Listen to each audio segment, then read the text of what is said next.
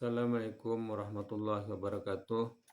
Bismillahirrahmanirrahim. Alhamdulillahirabbil alamin wassalatu wassalamu ala asrafil anbiya wal mursalin sayyidina maulana Muhammad wa ala alihi washabbihi ajmain.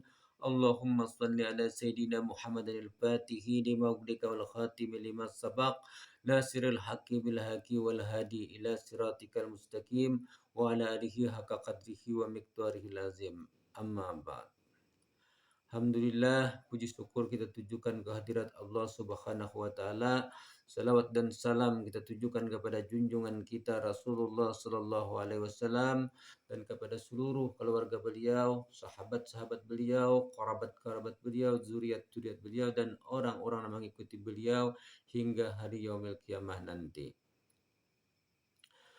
Nama ulun Badrun bin Adul bin Antung bin Jalal, dan ulun adalah pelayan daripada Rumah Al-Quran Assalam Komplek Dinar Mulia, Kecamatan Gambut, Kabupaten Banjar, Provinsi Kalimantan Selatan. Kali ini ulun dalam kesempatan ini ingin berbagi pendapat, berbagi pengetahuan dengan sahabat-sahabat ulun, kawan-kawan ulun, saudara-saudara ulun, dan kula-kula ulun, dan juga seluruh pemirsa channel YouTube kami ini dimanapun berada. Dalam pembicaraan kali ini kita membicarakan masalah taubat kepada Allah Subhanahu wa taala. Lafaz atau ucapan daripada taubat kepada Allah Subhanahu wa taala itu yang sederhana adalah astaghfirullahal azim. Artinya aku minta ampun kepada Allah ampunilah ya Allah dosaku, ya aku minta ampun kepada Allah yang maha besar. Maka seyogyanya bagi kita ketahui bahwasanya kita nang meminta ampun kepada Allah Subhanahu wa taala, dan Allah Subhanahu wa taala nang mengampuni kita daripada dosa-dosa kita.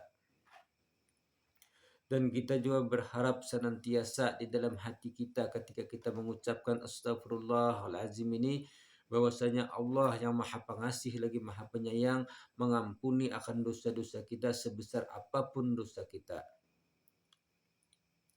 Karena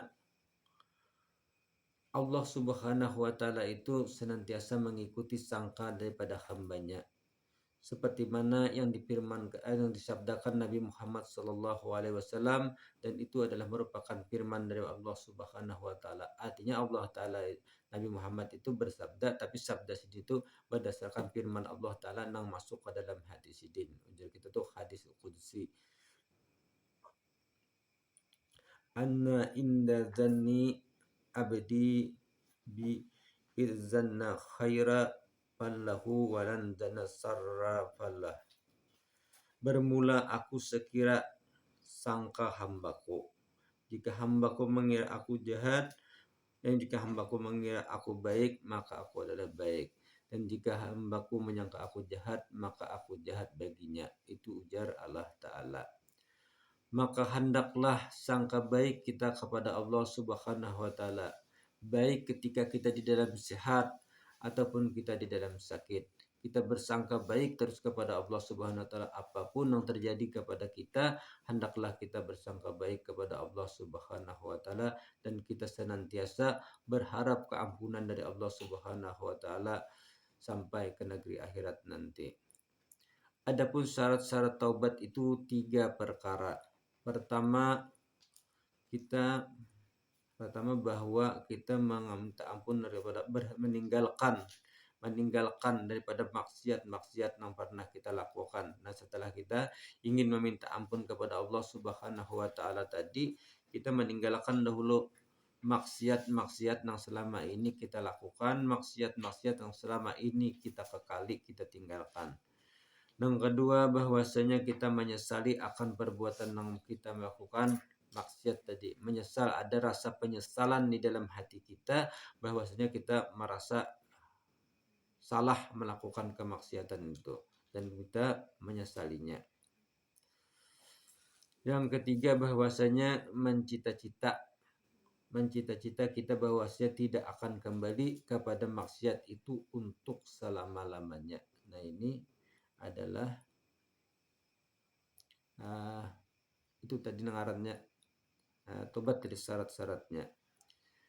Apabila ada tobat kita ini, kita ingin bertobat ini, dosa itu juga ada hubungannya dengan manusia, dengan makhluk Allah Ta'ala. Misalnya kita mencuntan pun orang, kita memfitnah orang, kita menjalimi orang, kita menggibah orang, kita hendak minta ampun kepada Allah Ta'ala. Nah, kita kata-kata minta ampun dulu kepada Allah Ta'ala. Kalau kita kadang menyelesaikan kesalahan kita tadi dengan orang yang kita jalimi. Nah, meminta maaf dulu kepada orang yang kita jalimi, baru kita meminta ampun kepada Allah Ta'ala. Jadi bertambah syarat taubat tadi menjadi 4. Yang pertama 3 syaratnya kepada Allah dan 1 kepada manusia yang kita jalimi tadi. Kalau kada obatnya kada bisa, artinya kurang syarat atau kada cukup syarat dalam bertobat. Terpaksa meminta ampun dulu kepada minta maaf dulu, minta ampun dulu kepada manusia yang dijalimi tadi, hanya meminta ampun kepada Allah. Itulah sekiranya taubat-taubat yang semestinya kita lakukan setiap waktu. Apakah kita tuh merasa berdosa, merasa memperbuat dosa ataupun tidak merasa memperbuat dosa, tetap kita meminta ampun kepada Allah Ta'ala. Karena ada dosa-dosa yang kita lakukan tanpa kita sadari. Baik dosa-dosa itu yang dosa-dosa besar, dosa-dosa kecil, dosa yang disengaja ataupun tidak disengaja, hendaklah senantiasa kita meminta ampun kepada Allah Subhanahu wa taala sebelum kita meninggalkan dunia ini, agar ketika kita meninggalkan dunia ini dosa-dosa kita sudah dihapus dan diampuni Allah Subhanahu wa taala, sehingga kita tidak membawa beban dosa lagi kembali ke negeri akhirat. Inilah sekiranya yang bisa saya sampaikan dalam video kali ini, dalam rangka kita berbagi pendapat, berbagi pengetahuan. Mudah-mudahan Allah Subhanahu wa taala mengampuni dosa-dosa kita, meridhai kita, mengampuni dosa-dosa ibu bapa kita, dan mengampuni dosa-dosa seluruh orang mukmin, orang muslim dan muslimat dimanapun mereka berada. Wabillahi taufiq wa hidayah. Assalamualaikum warahmatullahi wabarakatuh.